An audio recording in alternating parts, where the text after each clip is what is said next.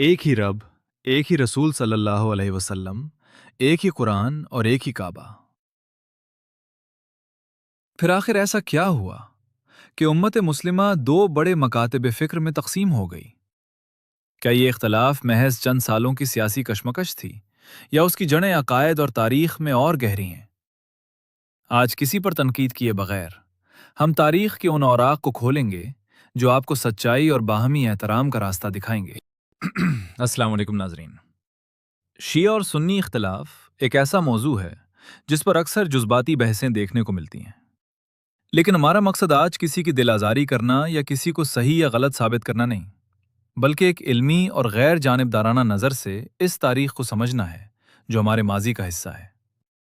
اگر ہم تاریخ کا سنجیدگی سے مطالعہ کریں تو معلوم ہوتا ہے کہ اس اختلاف کی شروعات نیتوں کی خرابی سے نہیں، بلکہ نبی کریم صلی اللہ علیہ وسلم کی وفات کے بعد قیادت اور رہنما کے انتخاب پر پیدا ہونے والی مختلف آرائیں سے ہوئی تھیں۔ سن 11 ہجری میں سرور کونین حضرت محمد صلی اللہ علیہ وسلم کی اس دنیا سے ظاہری رحلت کے بعد مسلمانوں کو سب سے بڑا مسئلہ امت کی قیادت اور نظم و ضبط کا پیش آیا۔ یہاں سے دو مختلف زاویے اور نقطۂ نظر سامنے آئے۔ پہلا نقطۂ نظر سنی مکتب فکر کا بنیادی موقف۔ صحابہ کرام رضی اللہ عنہم کا ایک بڑا گروہ، جن میں حضرت ابو بکر صدیق، حضرت عمر فاروق اور دیگر اکابرین شامل تھے، سقیفہ بنی ساعدہ میں جمع ہوئے۔ ان کا موقف یہ تھا کہ رسول اللہ صلی اللہ علیہ وسلم نے اپنا کوئی جانشین صراحتاً نامزد نہیں فرمایا، بلکہ یہ معاملہ امت کے مشورے اور کنسنسس پر چھوڑ دیا ہے۔ چنانچہ صحابہ کی اکثریت نے حضرت ابو بکر صدیق رضی اللہ عنہ کی بیعت کی اور انہیں مسلمانوں کا پہلا خلیفہ منتخب کیا۔ دوسرا نقطۂ نظر شیعہ مکتب فکر کا بنیادی موقف۔ دوسری طرف ایک فریق کا ماننا تھا کہ قیادت کا حق نبی کریم صلی اللہ علیہ وآلہ وسلم کے اہل بیت اور بالخصوص حضرت علی ابن ابی طالب علیہ السلام کا ہے۔ شیعہ نقطۂ نظر کے مطابق غدیر خم کے مقام پر نبی کریم صلی اللہ علیہ وآلہ وسلم نے حضرت علی رضی اللہ عنہ کی ولایت اور قیادت کا واضح اشارہ یا اعلان فرمایا تھا۔ اس لیے قیادت کا انتخاب عوامی مشورے کے بجائے الہی نامزدگی کا پابند تھا۔ اگرچہ حضرت علی رضی اللہ عنہ نے امت کے اتحاد کی خاطر بعد میں خلفائے راشدین کی بیعت کی اور ان کے ساتھ بطور مشیر کام کیا، لیکن یہ نظریاتی اور فکری فرق قائم رہا۔ وقت کے ساتھ ساتھ یہ سیاسی اختلاف محض قیادت تک محدود نہ رہا، بلکہ فقہ اور احادیث کی روایت میں بھی الگ اصولوں کی شکل اختیار کر گیا۔ آئیے بنیادی فرق کو سمجھیں۔ امامت اور خلافت کا تصور۔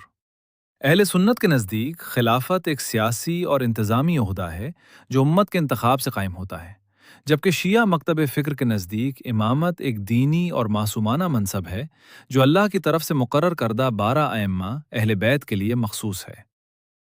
احادیث اور ماخذ۔ سنی علماء کرام تمام صحابہ کرام رضی اللہ عنہم کے ذریعے نقل ہونے والی مستند احادیث کو قبول کرتے ہیں، جبکہ شیعہ علماء بنیادی طور پر ان احادیث اور روایات پر زیادہ اعتماد کرتے ہیں جو اہل بیت اطہار یا ان کے معتبر راویوں کے ذریعے ہم تک پہنچی ہیں۔ واقعہ کربلا کا اثر۔ سن 61 ہجری میں نواسہ رسول حضرت امام حسین علیہ السلام اور ان کے خانوادے کی عظیم شہادت نے اس اختلاف کو مزید گہرا اور جذبہ پرور بنا دیا۔ کربلا نے ظلم کے خلاف مقاومت کا وہ جذبہ بیدار کیا جو دونوں مکاتب فکر کے لیے محترم ہے، لیکن شیعہ فکر میں یہ ان کے دینی ڈھانچے اور عزاداری کا ایک مرکزی حصہ بن گیا۔ یہاں ایک بہت اہم نقطہ سمجھنا ضروری ہے: تاریخی حقائق اور ان کی تعبیرات میں فرق کرنا۔ تاریخ یہ بتاتی ہے کہ سقیفہ میں کیا ہوا، جمل و صفین کی جنگیں ہوئیں اور کربلا کا واقعہ پیش آیا، یہ حقائق ہیں۔ لیکن ان واقعات کی وجہ کیا تھی؟ کس کا اجتہاد صحیح تھا اور کس سے خطا ہوئی؟ یہ مختلف مکاتب فکر کی تعبیرات اور آراء ہیں۔ اہل سنت صحابہ کرام اور اہل بیت دونوں کی یکساں تعظیم کرتے ہیں اور صحابہ کے باہمی اختلافات پر خاموشی اور حسن ظن کا راستہ اختیار کرتے ہیں، جبکہ شیعہ مکتب فکر میں اہل بیت کا مقام و مرتبہ سب سے مقدم ہے اور تاریخی فیصلوں کو تنقیدی نظر سے دیکھا جاتا ہے۔ ہمیں یہ سمجھنا ہوگا کہ کسی کی تحقیق یا تاریخی نظریے سے اختلاف کرنا ایک بات ہے، لیکن تعصب، نفرت یا گالی گلوچ کا سہارا لینا اسلام کی بنیادی تعلیمات کے خلاف ہے۔ آج کے دور میں جہاں دنیا ہر سطح پر تقسیم ہو رہی ہے، مسلمانوں کے لیے سب سے بڑا سبق یہ ہے کہ ہم اپنے بنیادی اشتراکات کو نہ بھولیں۔ ہمارا رب ایک ہے، ہمارا قرآن ایک ہے، ہمارے نبی حضرت محمد صلی اللہ علیہ وسلم ایک ہیں اور قبلہ ایک ہے۔ اختلافات کو علمی حد تک رکھنا حکمت کی علامت ہے، لیکن انہیں فرقہ وارانہ نفرت اور تکفیر کا ذریعہ بنانا نادانی ہے۔ علم کا تقاضا ہے کہ ہم دور حاضر میں ایک دوسرے کے عقائد کو مستند ذرائع سے سمجھیں، افواہوں اور نفرت انگیز تقریروں سے دور رہیں۔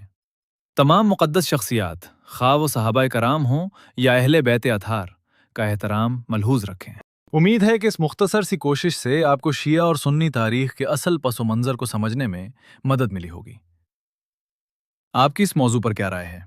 نیچے کامنٹ سیکشن میں اپنے خیالات کا اظہار مکمل احترام اور شائستگی کے دائرے میں رہ کر ضرور کریں۔ اگر آپ کو یہ علمی کاوش پسند آئی ہو تو ویڈیو کو لائک کریں، اپنے دوستوں کے ساتھ شیئر کریں، اور مزید سنجیدہ و علمی ویڈیوز کے لیے ہمارے چینل کو سبسکرائب کرنا نہ بھولیں۔ اپنا اور اپنے ارد گرد کے لوگوں کا خیال رکھیے۔ اللہ حافظ۔